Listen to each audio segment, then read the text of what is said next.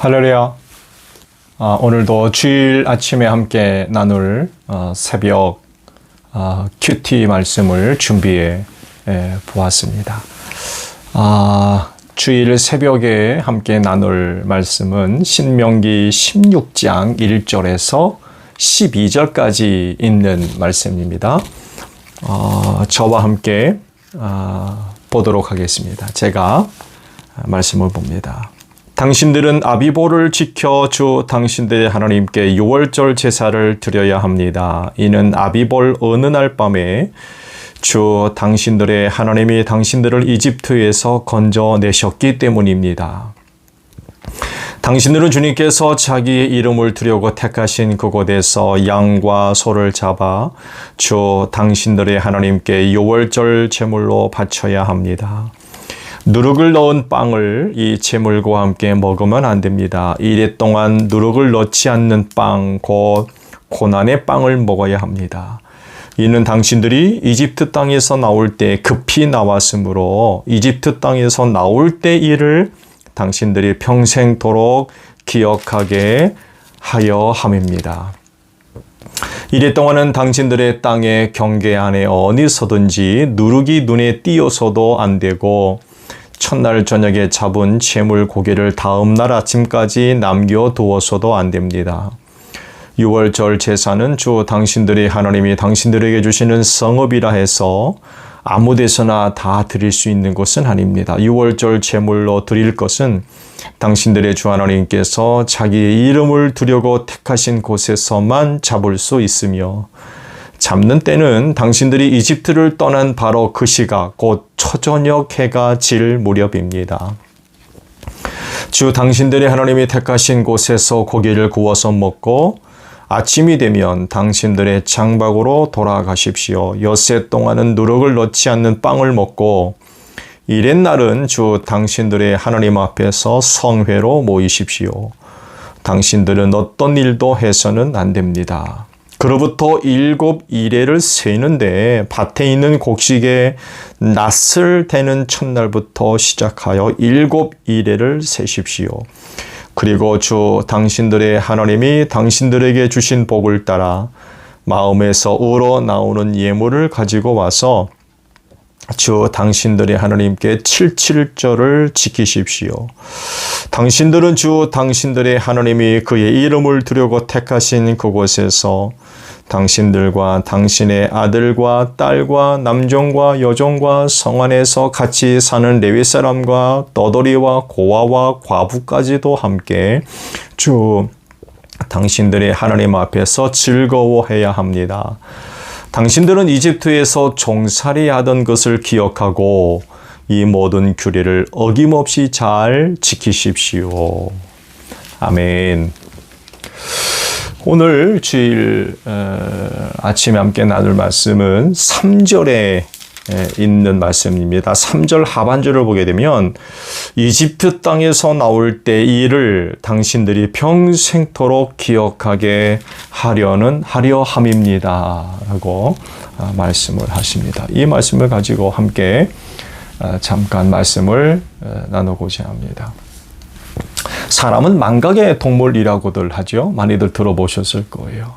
그만큼 잘 잊는다는 거죠. 누구는 그래서 잊어야 산다고도 말을 해요. 잊어야 산다. 또 이 잊음을 위해서 또 시간이 더 필요하다. 그런 그 이야기도 합니다. 이런 것이 사람인데 하나님은 이런 사람의 존재적 성격을 별로 생각하지 않으시는 건가요? 왜냐하면 오늘 주신 말씀을 보면 평생토록 기억하라 라고 말씀하고 있기 때문에 그렇습니다. 왜 이런 명령을 하신 걸까요? 그건 하나님 섬김과 밀접하게 연관되기 때문입니다. 오늘 주신 말씀을 보면 절기에 관한 그런 말씀이죠. 전반부는 유월절에 대한 말씀이고 후반부는 77절에 대한 그런 그 말씀입니다. 유월절은 이스라엘의 그 출애굽을 기념하기 위한 절기이죠. 그리고 77절 혹은 오순절 혹은 맥주철이라고도 부르는데 유월절 이후 49일이 지나치키는 추수절기이지요. 중요한 물음은 하나님께서 이 절기를 정하시고 지키라고 하신 이유와 목적입니다. 이유가 어디에 있는 걸까요? 가장 중요한 근본적인 출발점은요, 하나님과 그들과의 관계입니다. 이 관계를 통해서 그들에게 정하신 절기를 이해해야 될 것 같아요. 여러분, 이스라엘의 존재는 하나님과의 관계에서 설명되는 민족이죠. 하나님께서 그들을 선택하신 이유와 목적이 있죠. 그건 이스라엘을 통해서 모든 이방이 복을 받게 하시려고 그들을 이제 선택하셨죠. 이런 목적이 이루어지려면 필요한 것이 뭐겠습니까? 그들이 하나님을 잊지 않고 잘 섬기는 것입니다. 즉, 절기를 제정하시고 그것을 지키라고 명령하신 이유는 절기를 통해서 하나님과의 관계를 더 긴밀하게 만드는 하나의 방법이라고 하는 것입니다.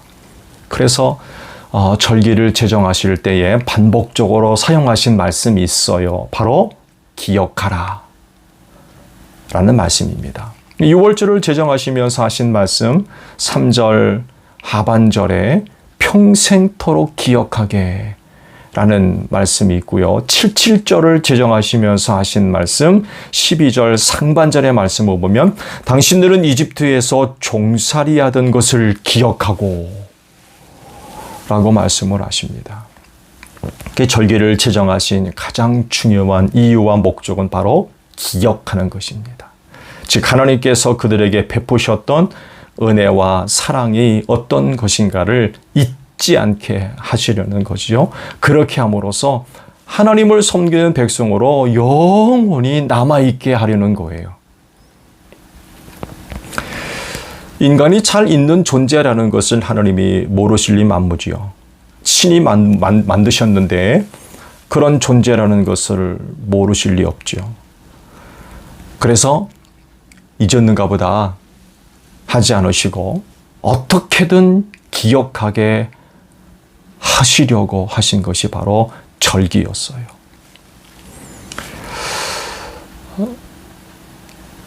망각의 동물이라고 불리우는 인간, 하나님도 잊을 수 있습니다. 실제로 그렇죠. 하나님 잊어버릴 수 있어요. 만약 하나님을 잊으면 어떻게 되겠습니까? 당연히 우상을 섬기고 타락할 수밖에 없습니다. 죄 가운데 태어난 존재가 그렇게 되지 않는 게 오히려 이상하죠. 심지어는 어떤 신이든 신적 존재를 인정하지 않는 무신론자라 할지라도 결국 자신의 배를 신으로 섬기는 사람이에요. 하나님과 무관한 존재가 될 수밖에 없는 거죠. 이스라엘이 이렇게 되는 것을 하나님은 용납할 수가 없죠. 왜냐하면 뜻을 세우셨기 때문에 그렇습니다. 그래서 어떻게 하든지 하나님을 잊지 않고 섬기는 백성으로 영원히 남기를 바라셨던 거죠. 그래서 절기들을 제정하시고 그것을 지킴으로 말미암아 잊지 않게 하셨던 것입니다.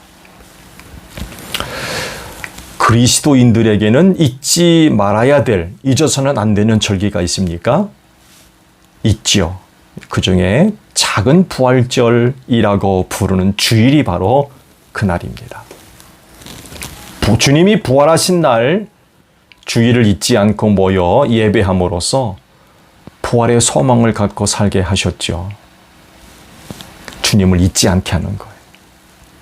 부활의 소망을 품고 살게 하신 거죠. 그런데 그날이 가까울수록 모이지 않는다고 그러셨어요. 주일을 차츰 잊어버리는 거죠. 주일이 어떤 의미를 갖고 있는지를 잊어버리는 거예요. 이것은 결국 부활의 신앙도 잊어버리게 되는 거죠. 그러면 결국 예수 믿는 믿음조차도 잊어버리게 되는 거겠죠. 그렇게 되면 그리스도인의 존재 가치가 있을까요? 마지막 때 이런 일들이 있을 것을 말씀하셨기 때문에 그리스도인은 이 날을 잊지 말고 어떻게 해서든지 간에 지킬 수 있어야 됩니다. 그래서 믿음의 선배들이 고백하는 내용을 보면 주일 지키는 것을 목숨같이 여겼다는 그런 고백들을 많이 하십니다. 그날을 잊지 않고 꼭 기억하고 지켜서 하나님과의 관계를 지켜나갔던 거죠. 그렇지 않았다면 신앙을 지킬 수가 없었고 신앙을 가질 수가 없었다라는 그런 고백들을 참 많이 합니다. 그때 또 그렇게 함으로써 오늘 정금 같은 신앙을 가질 수 있었다 하는 것에 감사하는 그런 감정들을 들어봅니다. 그리스도인에게 향하신 하나님의 은혜와 사랑을 잊지 말아야 됩니다. 절대로 잊지 말아야 됩니다. 그 중에 한 가지가 바로 주일을 잊지 않고 잘 지키는 것입니다. 유대인들에게 절기를 영원히 지키게 하셔서 하나님과의 관계를 잊어버리지 않도록, 잊지 않도록 하셨던 것 같이 오늘 그리스도인들에게 있어서 주일은 정말 중요한 날입니다. 오늘도 주일을 통해 하나님을 사랑하는 자녀로 영원히 남을 수 있게 되는 여러분들이 되시기를 바랍니다. 오늘도 은혜로운 귀한 주일이 되시기를 축복합니다. 샬롬.